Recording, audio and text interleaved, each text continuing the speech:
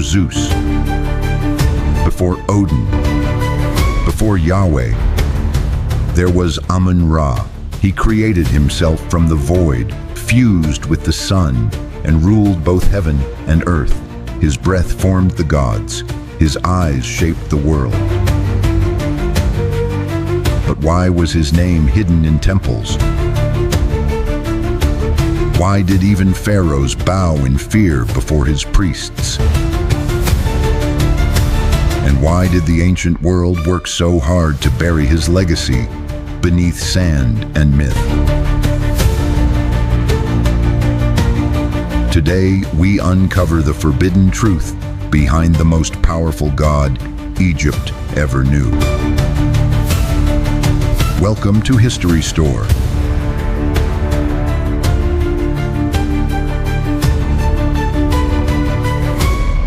Before the world had names for gods, one god named himself.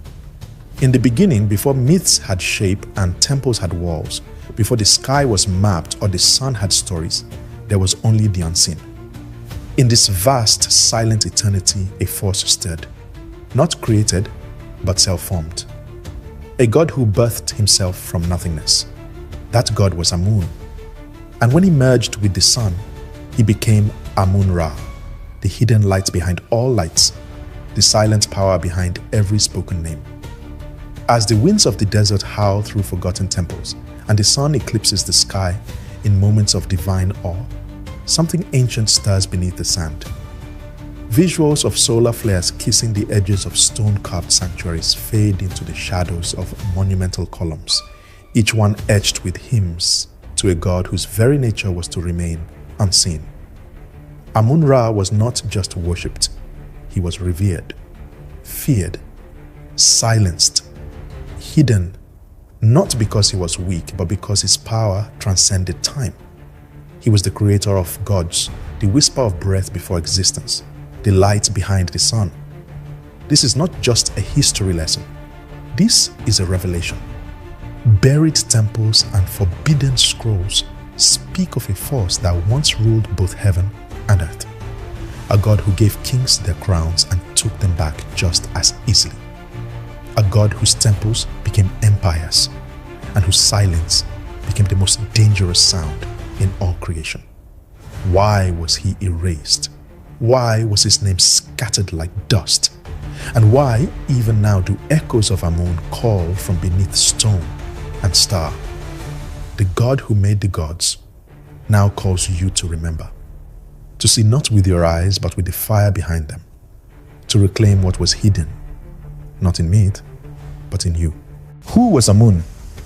To answer that question, we must journey back to the ancient city of Thebes, a place that would rise to become the spiritual and political heart of Egypt. But before the grandeur, before the monuments and the processions, Amun was simply a local god. He was the god of air and the unseen. Present everywhere and nowhere, felt but not touched, named but not known. His name, Amun, means the hidden one, a title that captures both his essence and his mystery. Unlike other gods who governed concrete aspects of nature, like the Nile or the harvest, Amun governed the intangible. He was breath, wind, thought, and the sacred unknown. As Thebes grew in power, so did Amun. The rise of the city mirrored the rise of its god. When Thebes became the capital of a unified Egypt during the Middle Kingdom, Amun ascended from a regional deity to a national force. The more influence Thebes gained, the more Amun's role expanded. He began to absorb the characteristics and powers of other deities, slowly evolving from a god of air to something far greater. This transformation reached its peak when he was merged with Ra, the sun god, to become Amun-Ra, a fusion of invisibility and light, of mystery and manifestation.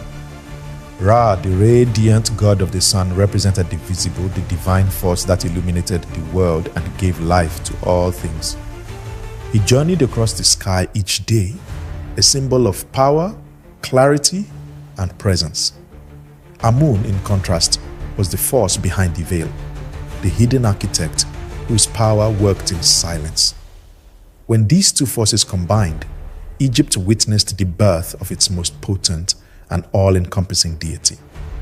Amun-Ra was not just a creator, he was the source behind creation, the breath behind the sun, the silence before speech. This merging wasn't just theological, it reflected the Egyptian understanding of reality as both seen and unseen. Amun represented the eternal mystery, the part of divinity that remained beyond comprehension. Ra symbolized the revelation, the aspect of God that could be experienced in the physical world. Together, they embodied a complete spiritual truth. That divinity is both hidden and revealed, both essence and expression. Temples began to rise in Amun-Ra's name, the most majestic of them in Karnak, where vast columns and endless courtyards stretched like echoes of the cosmos. His priesthood expanded, his hymns grew more elaborate, and his influence seeped into every aspect of Egyptian life. But at the core of his worship remained a paradox. A God who revealed himself through radiance, but whose true nature could never be fully known. In Amun's rise from a local god to the supreme deity of Egypt, we find a reflection of something timeless. That behind every visible power lies an invisible force. That all light has its source in silence. That what we call divine is both what we see and what we feel in the space between things. Amun was not just a god of the ancients, he was and remains a symbol of the eternal truth that the greatest power is often the one that stays hidden. As Amun-Ra, he rose to a position unlike any other in the Egyptian pantheon, King of the Gods. This wasn't a symbolic title. Amun-Ra wasn't simply admired or respected. He was revered as the supreme authority, the divine power from which all others flowed. His name was invoked by pharaohs, his symbols etched into the hearts of temples, and his presence woven into the fabric of Egyptian governance and spirituality. With his rise came an era of theological dominance that transcended mythology and entered the realm of politics, empire, and divine law. The physical testament to his supremacy still stands in modern-day Luxor, the Temple of Karnak. But to call Karnak a temple is an understatement. It was a sprawling city of stone, a complex of sacred architecture so vast it could swallow multiple cathedrals within its bounds.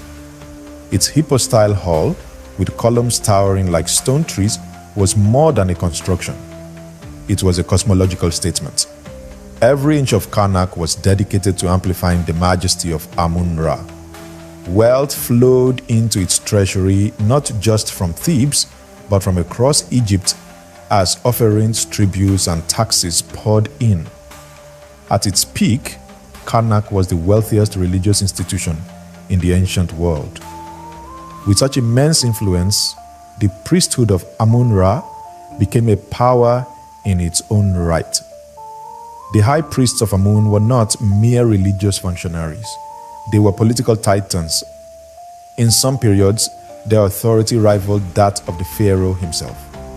They owned land, commanded armies, collected taxes, and even chose royal successors. In this way, Amun-Ra's power was not only celestial, it was also institutional.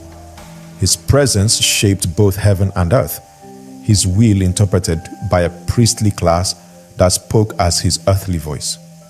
Amun-Ra's image evolved over time to reflect the depth of his character. He was often depicted as a regal man with two tall feathers rising from his crown, a symbol of divine authority and spiritual breadth. In other renderings, he appeared as a ram-headed sun god, blending fertility with illumination, strength with enlightenment. The ram was not chosen at random. It represented creative potency, leadership, and the sacred masculine energy that could both protect and inspire. His iconography was both simple and profound, accessible to the masses yet encoded with layers of cosmic meaning. But it wasn't just temples and titles that built Amun-Ra's legend. It was the stories, tales of miracles, of divine kingship, of oracles that changed the course of history. One of the most revered aspects of his worship was the oracle of Amun-Ra, said to speak divine will with chilling accuracy. Pharaohs consulted it before wars. Generals delayed invasions awaiting its guidance. Even foreign leaders traveled across deserts to seek its wisdom. The most famous of these was Alexander the Great, who journeyed to the Siwa oasis to be declared the son of Amun. What he received there, whether vision, validation, or illusion, solidified Amun-Ra's reach beyond Egypt's borders. Amun-Ra was not a passive deity sitting atop a pantheon. He was active, dynamic, and deeply woven into the Egyptian psyche. He was not only the god of the sun and sky, but the silent voice in every major decision of state. He legitimized pharaohs, sanctified victories, and cloaked revolutions in divine will. His worship was not an act of tradition. It was a declaration of allegiance to the highest cosmic principle known to man. In Amun-Ra's rise, we see what happens when the invisible and the visible become one. When the hidden mystery of Amun fuses with the radiant presence of Ra, the result is not just a powerful god. It is a living symbol of truth, power, and divine order. To worship Amun-Ra was to align oneself with the rhythm of the cosmos and the authority of eternity. His temples may crumble with time, but his presence remains etched in the sky, in the stories, and in the soul of all who seek the light behind the light.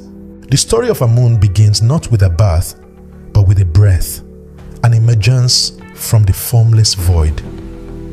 In the sacred theology of ancient Egypt, Amun did not come from another god or emerge as the child of cosmic parents. He created himself. From the endless sea of nothingness, he came into being by his own will, a divine consciousness manifesting without origin. This idea is one of the most profound spiritual assertions in all of antiquity. A being so powerful, so complete, that he requires nothing outside himself to exist. Amun is the self-created one, the uncaused cause, the silence before sound, and the breath before the word. From that breath came creation itself. Amun, through his will and voice, brought forth the building blocks of the universe. He did not forge the world through battle or chaos like so many other gods in global mythologies. Instead, he spoke, or more accurately, he breathed existence into form. From his essence came Shu, the god of air, representing space and breath, and Tefnut, the goddess of moisture, symbolizing the nurturing element of life. Together, they formed the balance of atmosphere and environment. From them came Geb, the earth god, who lay flat beneath Nut, the goddess of the sky, arched protectively above him. With these divine children, the cosmos took its first shape. Breath and water, land and sky, each born from the creative silence of Amun. This cosmology is centered around a singular hidden creator who brings forth the world through intention and breath, echoes in surprising ways through the ages. It resonates with monotheistic traditions that speak of a singular God who calls creation into being, not with tools, but with words. The phrase, "the word became flesh" from Christian scripture shares a striking thematic lineage with the Egyptian idea of divine breath manifesting reality. In both, the concept is the same, that existence itself is the echo of a hidden voice, that life is shaped by consciousness, and that matter is born of sacred intention. But where other traditions emphasize judgment or obedience, Amun's creation is more about balance, order, and rhythm. The gods he produces are not subordinates, but extensions of natural principles. Each plays a role in maintaining harmony. Shu lifts Nut from Geb to create the space in which life can move. Tefnut brings moisture so that things may grow. These are not arbitrary beings. They are expressions of a divine logic, emerging from the breath of Amun like the unfolding of sacred geometry across the canvas of the cosmos. The theology of Amun challenges our modern categories. He is both one and many. He is hidden yet present. His breath is not just air, it is spirit, consciousness, vibration. His silence is not absence, it is depth.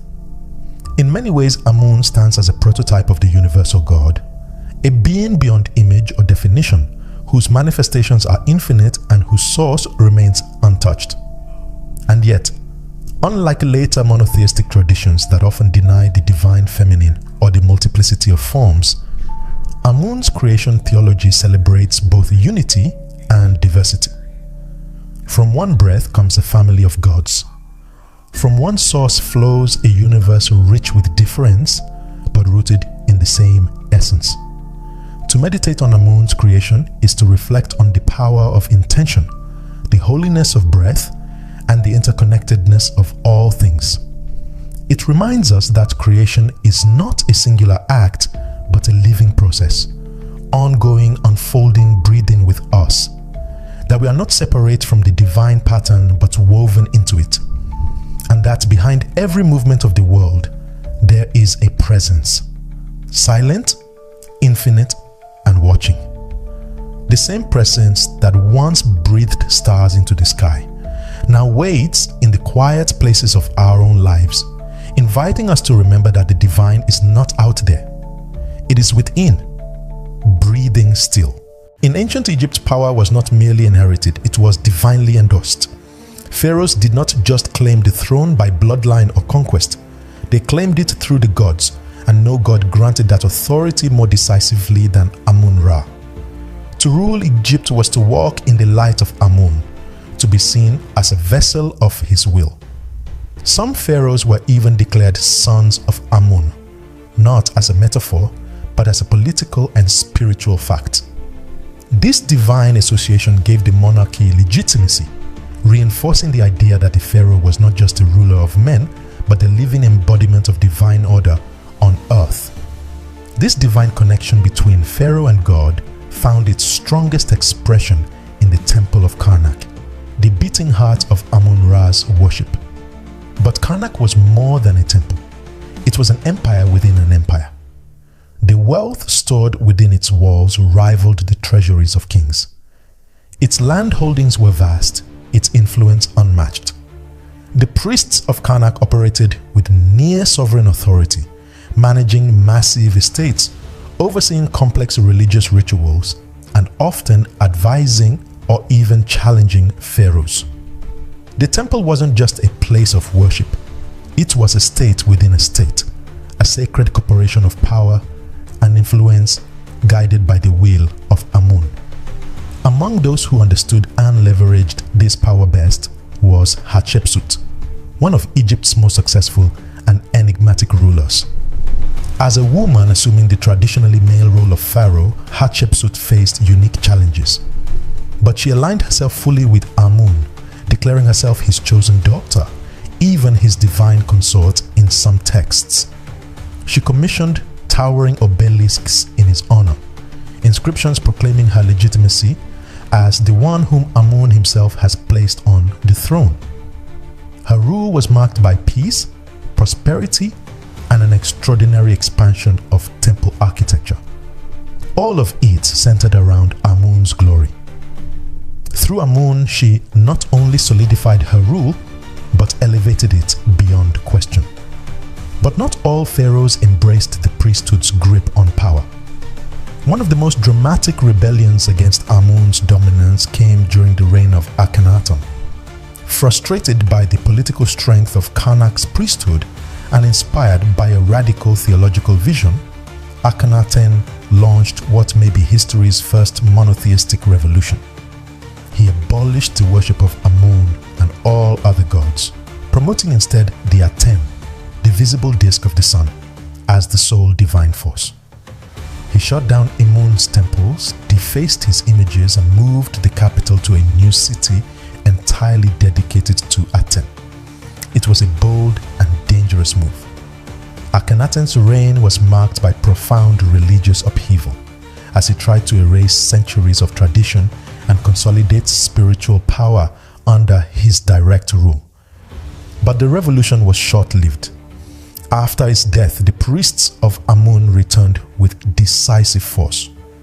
The temples were reopened, the statues restored, and the name of Amun echoed once more through the halls of power. Akhenaten's successor, Tutankhamun, originally named Tutankhaten, was even renamed to honor Amun, signaling the restoration of the old order. Why did Akhenaten fail? Not just because his theology was unpopular, but because Amun was more than a god. He was a system.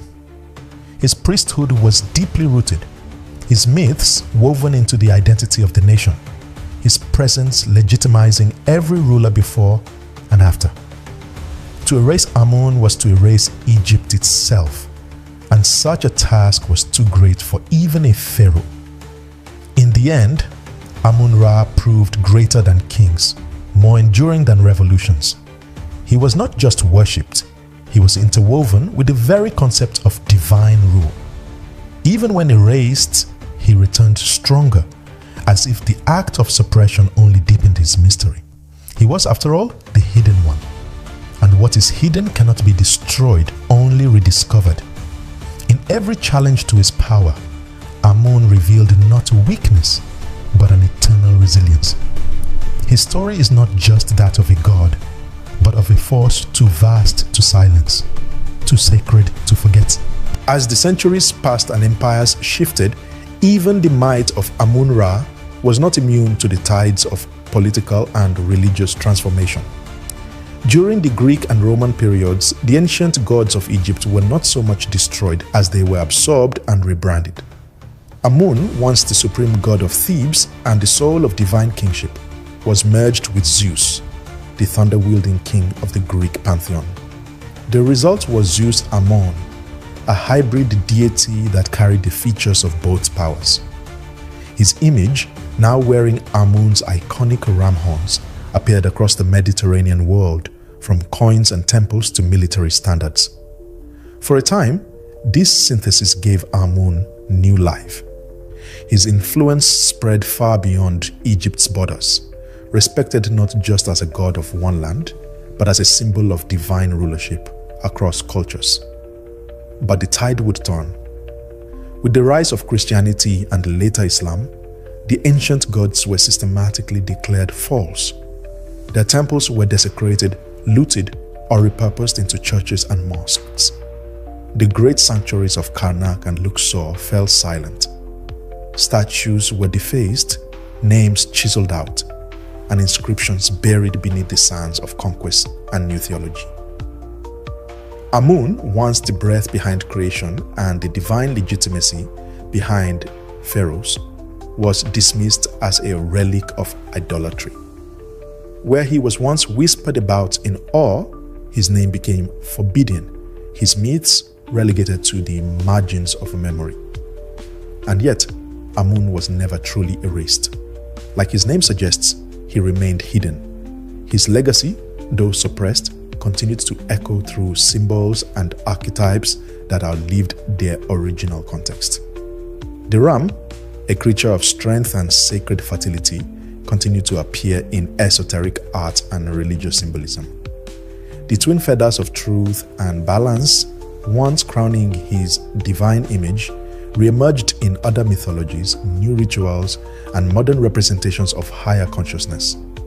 Even the solar themes of his identity, the radiant power of Ra, fused with the mystery of Amun, persisted through the ages in ideas of the inner sun, the divine spark within, and the light that illuminates the soul. Modern spiritual seekers often speak of the hidden divine, a concept of God not bound by temples or names, but one that lives quietly within the self, beyond the dogma and visible form. This is not far from the essence of Amun. His theology never demanded public spectacle. His greatest truth was always quiet, veiled, revealed only to those who sought it inwardly. In today's language, we might call it intuition, higher self, or soul guidance. But its ancient name was Amun, the unseen force guiding all things from behind the veil. Even in esoteric circles, echoes of Amun-Ra are felt. Practices centered on solar power, inner light, and sacred will draw unknowingly from the foundation he laid. Concepts like divine breath, the fusion of masculine and feminine energies, and the cyclical nature of power all trace back to its ancient mythos. The story of a god who created himself, gave birth to the cosmos, empowered kings, and endured destruction only to return stronger. This narrative lives on not just in books or ruins, but in the subconscious of humanity. Amun was never just a god of temples. He was a symbol of everything eternal, everything hidden, everything too sacred to vanish. His disappearance from public worship wasn't an ending. It was a retreat into deeper layers of reality, into dreams, into whispers, into the breath before speech, and the silence behind thought. So we whisper now, as the ancients once did when entering his temple. Amun is hidden still, but he never left. In truth, he remains where he always was, beyond the eyes, behind the sun, inside the soul. Forgotten by history perhaps, but never by the spirit. Though his temples lie in ruins and his name once whispered only in silence, Amun is returning. Not as a revival of old rituals alone, but as a spiritual current rising through the hearts and minds of a new generation.